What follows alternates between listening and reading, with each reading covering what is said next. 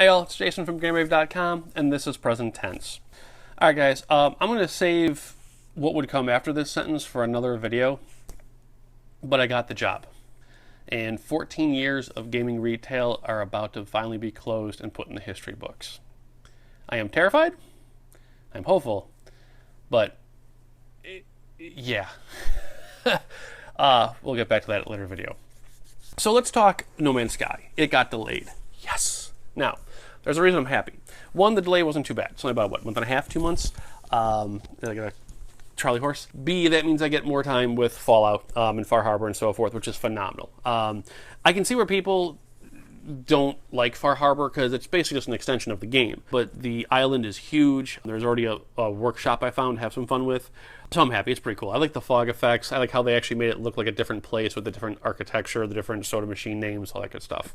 But right now is as we talked about in the pause mode video, the PlayStation 4, not so much PlayStation 4, but the Xbox One has been getting some crazy discounts. And one of those was the 1 terabyte holiday bundle for $320. Now, for that price and the amount of games and the games you get in that bundle, it's an amazing deal. But you shouldn't buy it. Now, I say that not as a retail employee, but as someone who's like, you know what? If you're waiting, if that person is like, oh, I'm gonna wait till like something better comes out and let's get that, this is where you finally hold true to your beliefs and don't buy something. As much as I would buy the 1 terabyte for the 320, even though I don't have to. I mean, I'm really depressed. I have no reason to buy an Xbox One yet. But that being said, hold out. With E3 being this close, just hold off. Wait to see what the new system is, and if it doesn't float your fancy, then go buy the older model for cheaps. Mods finally hit Xbox One's Fallout, which is pretty cool. I'll wait for them on the PS4. There's actually some really cool mods out there, and I don't mean like the cheating ones or the big booby ones. I really want to see this one that had the seasons, that like you actually see like snow and leaves falling and so forth. And there's another cool one that basically turns it into The Last of Us, where it's just grass overgrown everywhere. And from some of the comparison shots the designer did, it looks like a whole new game. Like I would actually replay the game with that on there from scratch just to get a new experience. It almost would be like a present day Skyrim. So our game room. Eventually, we're going to have these videos done in the game room. And if you've seen my other videos, you know about our Windows situation. We haven't gotten the Windows fixed yet because we haven't found a good enough price point. But what's even funnier is it turns out it's not because the windows are leaking. Well, partially. I mean, they're 30-year-old windows that have to be replaced. The problem is something in the brickwork. Like there's actually green water dripping out of the brickwork somewhere. And we need to have that taken a look at before we have the windows replaced. So once all that drama is taken care of and we finally get the game room laid out, which I cannot wait for because it's going to be half of a like sort of little drawing studio and the rest will be the actual game room with the cool shelves and so forth. We'll be recording in there and I really can't wait for it, but God knows when that happens. So something cool and a somewhat byproduct of trying to condense all the items in the game room to get out of the way of the window for the workers and so forth. I've been kind of like finally like, you know, kind of getting rid of stuff, selling off things, just stuff I know I'd never touch. And one of the bonuses of that was that I finally sat down and made some progress, at least partial progress, on the ad archiving thing. For those of you guys that don't know, long story short, I'd got 30 banker boxes worth of gaming magazines spanning a really long time. And I took all the duplicates and the lesser quality copies, and I started purging and archiving the ads out of them. So like there's like 3D Baseball, 3 Extreme, etc. And yes, I'm also archiving the variant ads. And eventually, what's going to happen is once I get a little bit more of them taken care of, I'll probably sit down and start scanning them in. So just like the strategy guide covers gallery we have on GameRave, you'll see the ad gallery. There's actually a ton of them right now. In fact, it's probably about, let me see if I can screw this up. Oh, yeah, there's at least about there's about 200 in this one and probably about another like 150, 200 in here. And yes, that's my consoleized Neo Geo. So that'll be another cool project to work on once the room is taken care of. But yeah, just life is pretty cool so far. The new job, I am actually terrified. I mean, I know I'm going to do really well at it, but 14 years of the same job and transferring to something new is just absolutely a shell shock adjustment. So, but what's nice is it actually centers around my graphic design skills and abilities. So it's not just a new job, it's actually a job that I will be able to improve and keep getting better at the things I do on the side, which was my freelance work and so forth. Other thing to talk about, that's what it was, is my hidden gems rant kind of struck a nerve with some people. And in discussing it with some friends online, we whittled down the problem. It wasn't so much that the games they picked shouldn't have been hidden gems. Well, they shouldn't have. But the games they did pick, like Intelligent Cube, Alien Crush on the TurboGrafx, those aren't hidden gems. They're forgotten gems. If you have a game that was insanely popular or very popular in its original time frame, that's not a hidden gem. Everyone knew about it. If you're going back to look for them 20 years later, it's a forgotten gem.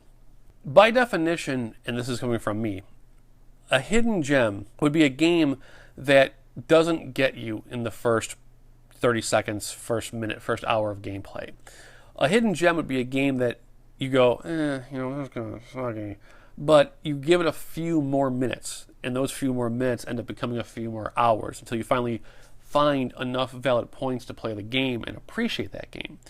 And more importantly, it's based on the original time of release. So a hidden gem for the PlayStation would be a game 20 years ago that didn't have a great sales plan, like, it didn't sell millions like a Gran Turismo, but if you played it, you can enjoy it for what it is and share that experience and joy with another person. So eventually when I do make the hidden gems video for the PlayStation, you can guarantee that there will be actual hidden gems on there and not forgotten gems like the other videos want to do. Speaking of Game Rave, if you didn't see the Twitter, we finally hit two very important milestones. One, all the long box games are now on the site. Every variant I have scanned in, be it Greatest Hits, Jewel Case, Long Box, Ridge Long Box, what have you. Second of all, this means that the Long Box project is now out of closed beta and available to the public. And if you've never been to the site before, the Long Box project was originally a giant grid of long boxes and their variant releases, like you would say like Tekken. So you'd have this long box, this Ridge, this plastic, this Jewel Case, this Greatest Hit, etc. The problem with that design type, though, was that at the time I started, I didn't realize that there were going to be variants of a variant. Like Tekken has the strategy guide variant for one of its long boxes, and two of the sports games that Sony did have logo variants and so forth. So that page design really didn't work anymore because there was no way to keep things organized. With the WordPress site, because it does so much automatically and saves me so much time, we were able to create from scratch the 3.0 Longbox project. And the whole purpose of the new page is that it's designed to be mobile friendly. So instead of it being all these tiny images on a giant grid, it's literally just an accordion list of all the game names. And when you click on the name, you'll see a pop-up of all the different variants. What's even nicer is that now when you click there, besides being able to zoom in on the images right there from the Longbox list, you can actually click a link and go to that game's actual game review page. There might not be a review for it yet, but you can at least see trivia or possibly screenshots or any extra information I might have that you wouldn't get on the Longbox page, which is nice because now that those are done, the Longbox games basically amount to about 10% of the PlayStation library. So we're 10% having the entire game library cataloged on GameRave.com. Now, before the accidental deletion of the website, at most, I'd be willing to bet we were only at 25%. And that 25% was spread across like 6 to 7 different HTML templates. It was a mess. I never got a chance to go back to fix old pages once I found the template I liked. I don't know if it's OCD or just an organizational aspect from a designer standpoint. When I used to do game pages, I would do the game page fully. I would get screenshots, all the information, get a quick review, all the body copy off the game box and so forth. And in doing the Living History project for Game Rave, the new Game Rave website, I've been able to kind of let go of that and more or less just get the basic necessary information up first, and then I'll eventually get back to like the reviews, the screenshots, possible videos, things like that, which is really helping with the production and getting stuff up on time and keeping a lead time with Living History Project. Like I think I'm back up to having about a month worth of just in case time to get to the other games and so forth. It's really crazy. We're already in June of this year, and in the Living History Project, I'm already about halfway into July, adding games and so forth. It's really weird living in the future, so to speak, because you just lose track of time with everything. That's going really cool. I took the deletion of the website as a sort of rebirth, and I've never been happier with it. What's really nice too is besides the game pages, because of WordPress making everything so easy to get to, I've also gone back into the greatest hits page and the link cable games page, and I've been adding in the page links to the games that I've already done. So eventually, once everything's good to go, no matter what page a game is on, you'll be able to click the link and get to that game's review page. Other than that, like I said, new job. Things have been crazy with the condo, the new job.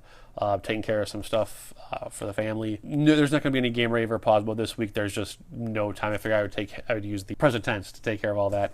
And I've already hit the 12-minute mark, which will be whittled down to about 10 once I get rid of all the ums.